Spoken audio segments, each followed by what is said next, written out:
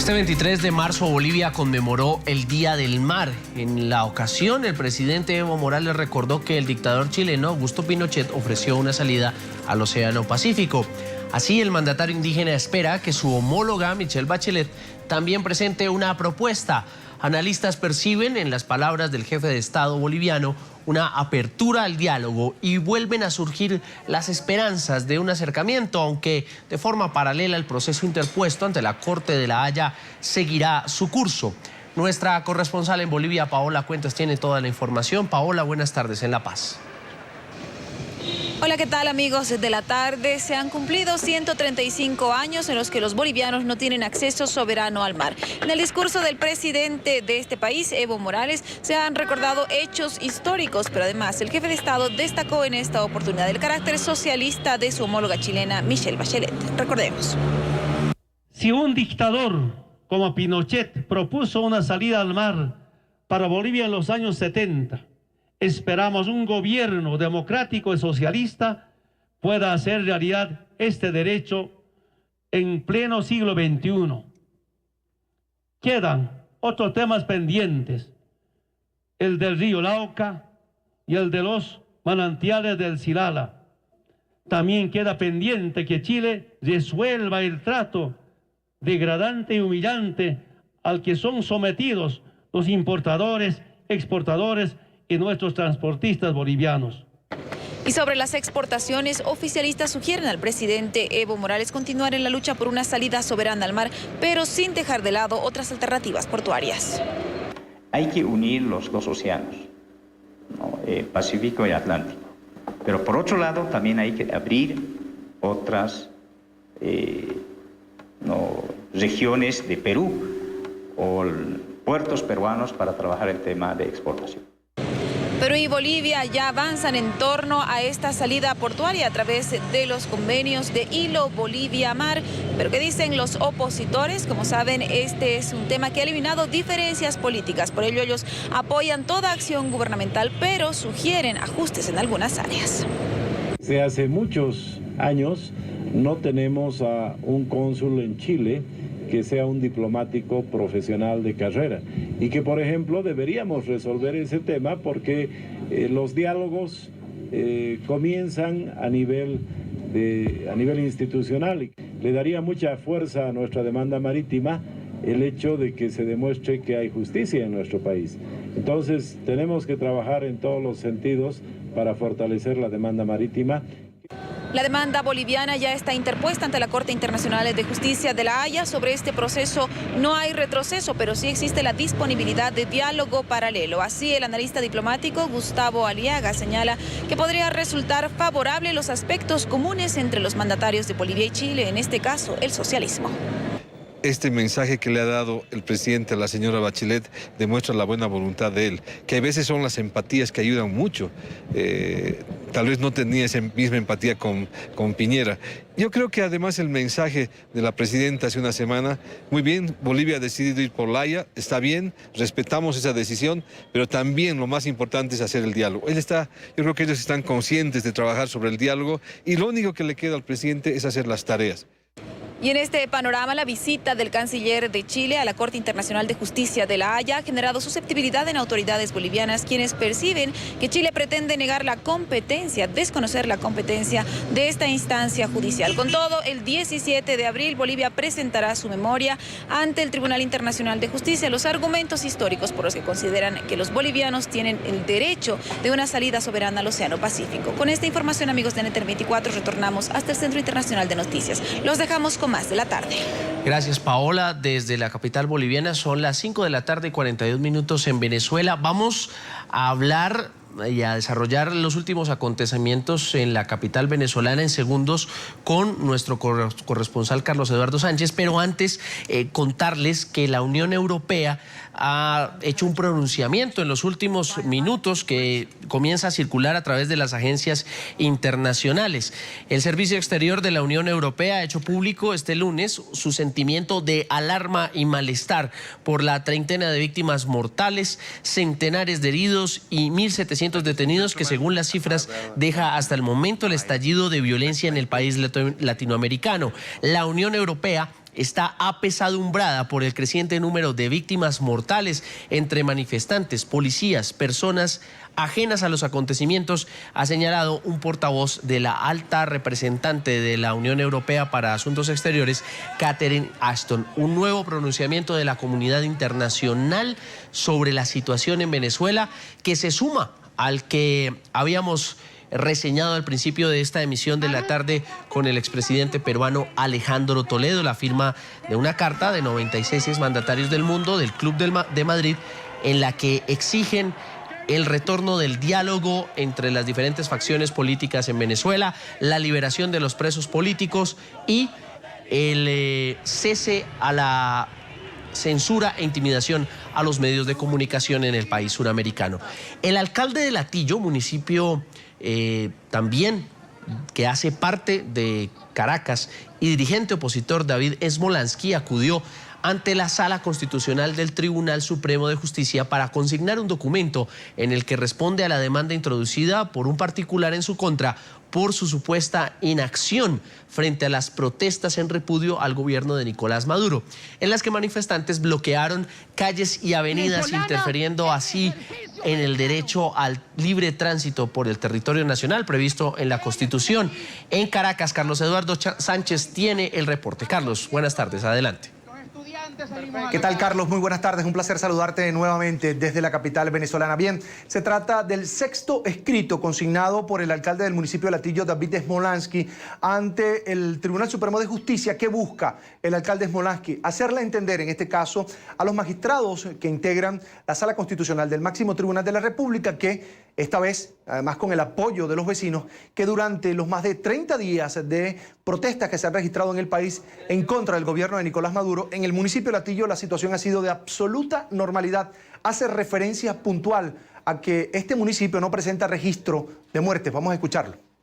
El municipio de Latillo, para que lo sepan, es el único donde la Policía Nacional Bolivariana y la Guardia Nacional no ha tenido que intervenir. Es el único municipio del área metropolitana de Caracas donde no ha tenido que actuar la Policía Nacional Bolivariana y la Guardia Nacional. Y más importante aún, es un municipio donde en estos casi 6 semanas de protestas no ha habido violencia. Todavía no hay registro de fallecidos, ni mucho menos heridos.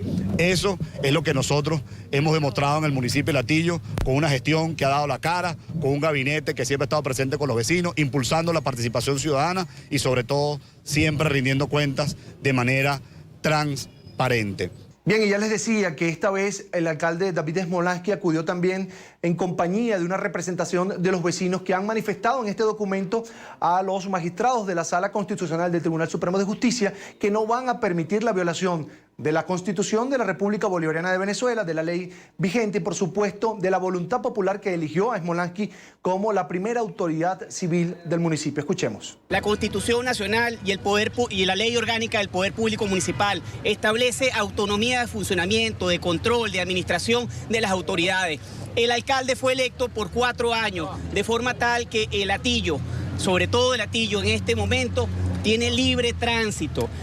Los servicios públicos se mantienen, de forma que todavía las protestas es un derecho pacífico de las comunidades. Carlos y amigos de la tarde, no quisiera despedir este contacto sin hacer referencia a una situación que se presentó hoy en el estado Mérida, en el occidente del país. La dirigente estudiantil Gaby Arellano, dirigente de esa entidad del estado Mérida, denunció que la Policía Regional, de la mano con colectivos afectos, en este caso al gobierno nacional, a la llamada Revolución Bolivariana, irrumpieron en su residencia en la ciudad de Mérida, la capital de esta entidad que lleva el mismo nombre, pues, y causaron destrozos, pero le dejaron un mensaje, en este caso con la persona que se encontraba en el apartamento en ese momento. Ella hizo la denuncia acá en Caracas. Vamos a escucharla. Irrumpieron en el edificio, destrozaron la puerta principal del complejo residencial con la tanqueta, ingresaron a fuerza, rompieron la puerta principal del edificio, ingresaban al apartamento donde yo resido, estaba la dueña del apartamento. No le hicieron nada, solo dijeron que me mandaron un mensaje a mí, que si seguía hablando me iban a matar. Destrozaron todo el inmueble del apartamento y así destrozaron, bajaron y siguieron bajando cuando la gente salió a repudiar este evento y este hecho vandálico de cobardes, de delincuentes, como lo es el gobernador del estado Mérida y como lo es el señor Nicolás Maduro. Lo he dicho y lo sigo diciendo.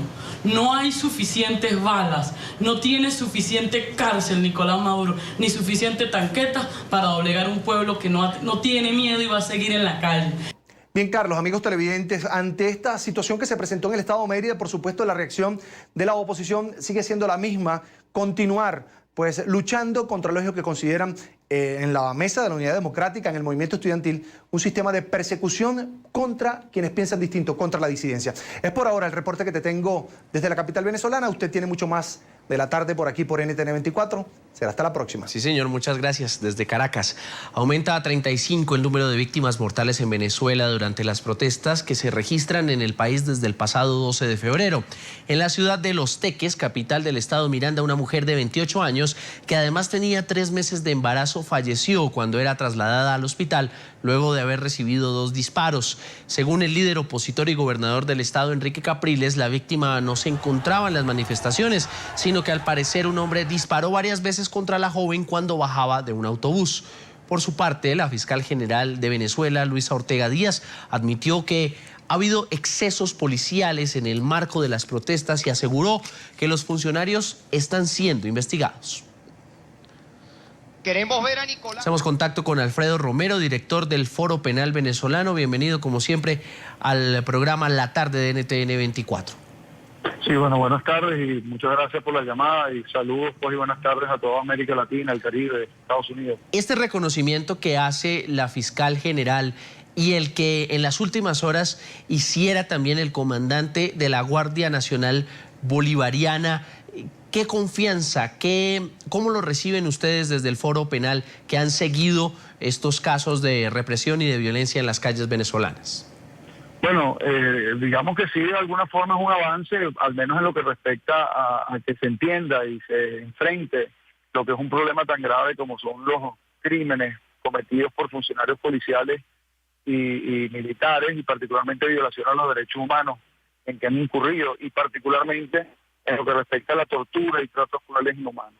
Nosotros tuvimos una conversación con la fiscal hace ya 2 semanas, donde nosotros presentamos, como ustedes saben, 40 casos de denuncias de tortura y otros 2 de tratos crueles inhumanos, y hemos seguido consignando nuevas denuncias con, de alguna forma, la relación que ha existido, el canal que está abierto con la Fiscalía y en ese sentido, ¿no? Sin embargo, sí, hay que señalar que además de que a pesar de que esos casos están allí consignados, todavía lo que respecta a los casos que nosotros presentamos, solo hay 3 detenidos, ¿no? Detenidos que no son los actores materiales. Eso no quiere decir que no se está haciendo la investigación. Yo creo que hay casos donde se está realizando la investigación, pero esperamos que evidentemente hayan resultados específicos de justicia en relación con las agresiones que han sufrido varias víctimas, sobre todo las de tortura, en las cuales nos hemos pues enfocado de manera muy importante. ¿Cuál puede ser el efecto para los manifestantes cuando una persona que quizás pasa desprevenida por el lugar donde hay una manifestación que se torna en disturbios y termina como una víctima, al parecer aislada? ¿Hay allí una sistematización de esta forma como están haciendo esta represión? ¿Es un trato sistemático? Bueno, sí, nosotros hemos dicho que de alguna forma se ha venido siendo algo regular ciertos esquemas represivos. Nos hemos referido en ciertas ocasiones, particularmente en 2 estados, en Carabobo y en el estado Lara, que ha habido sistematicidad en cuanto a la agresión y sobre todo a los tratos crueles, inhumanos y torturas que se han cometido allá. En lo que respecta a las detenciones, pues sí observamos evidentemente que hay unas detenciones indiscriminadas con el objeto de disminuir la protesta, que las detenciones se han incluido incluso haciendo por fases. Ya hoy, antes era la detención de todos los manifestantes que estuvieran allí, posteriormente ya no solo, como una segunda fase, no solo fue de manifestantes, sino de manifestantes y de todo aquel que estuviera, digamos, en los alrededores de la manifestación, inclusive vecinos, etcétera. La tercera fase es de detenciones preventivas, es decir, antes de que inclusive hubiese existido manifestación, a los efectos de evitar la manifestación, Y la última fase, la cuarta, es las detenciones selectivas, que ya inclusive hay invasiones a propiedades, a domicilio, donde se llevan a las personas sin orden judicial, sin identificación de los funcionarios, sin existir flagrancia, es decir, que se estuviesen cometiendo un delito. Eso evidentemente se ha hecho desde un punto de vista sistemático. Doctor Romero, hablemos ahora de los casos de tortura. Usted nos estaba comentando que en las últimas horas ustedes han denunciado 2 de ellos y se suman a la cantidad que ya han sido reportados por el Foro Penal. ¿La Fiscalía ha tomado acciones para judicializar a los responsables de estos hechos? ¿Cuál ha sido la respuesta de las autoridades? ¿Existe el mismo compromiso?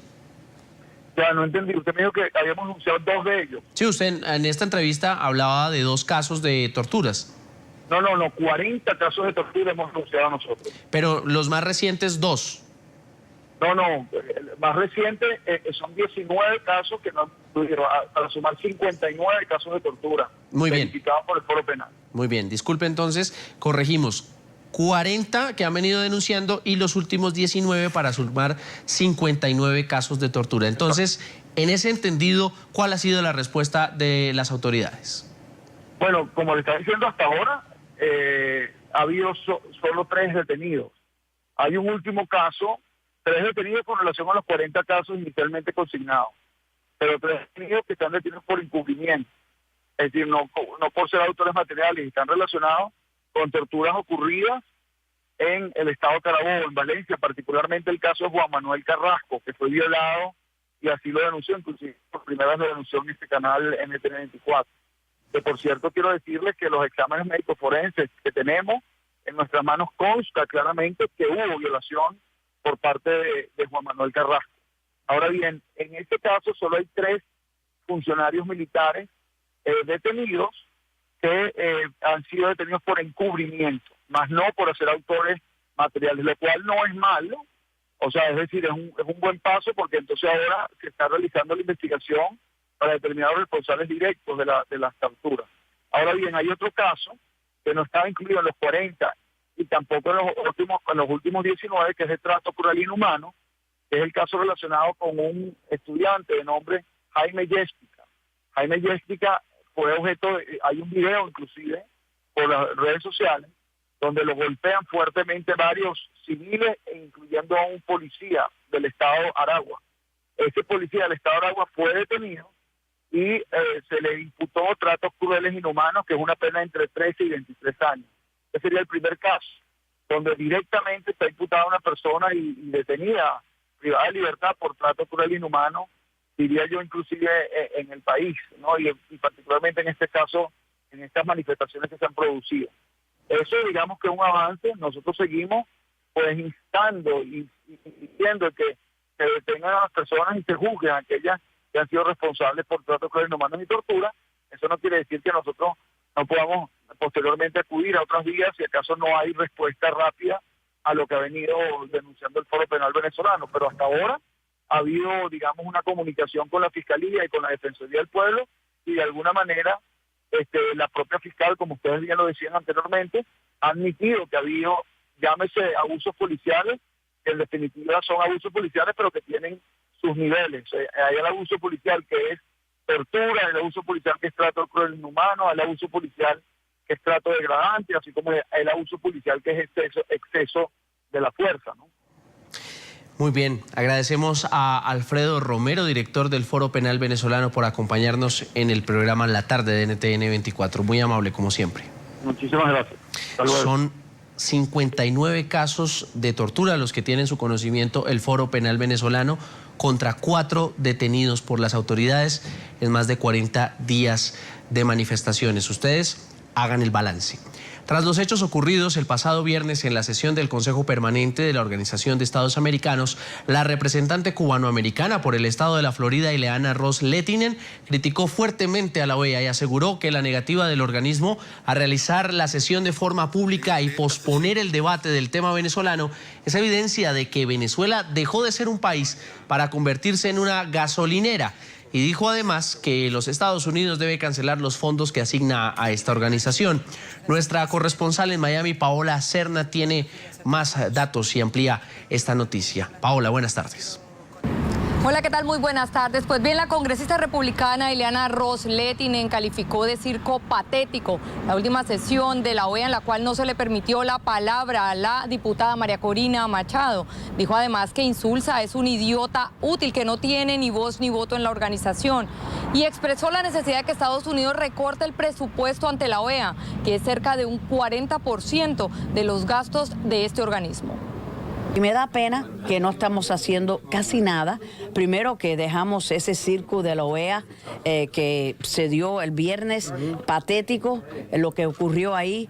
Venezuela y otros países hicieron la moción de cerrar la sesión, que debe ser una sesión pública. La cerraron, tuvieron 22 países que votaron con ellos para cerrar la prensa y cerrar el público, incluyendo silenciar a María Corina Machado, que como una valiente heroína ha regresado a Venezuela, que posiblemente le quiten su inmunidad como legisladora y que pronto puede ser que le presentan cargos de traición y que estará en la cárcel. Sabe Dios, Maduro está desesperado tratando de controlar lo que no puede controlar, que es el fervor y el deseo de los venezolanos de ser libre de ese déspota. Eso demuestra que el petróleo es lo que está controlando todos estos países, los dólares, y que no le tienen miedo a los Estados Unidos.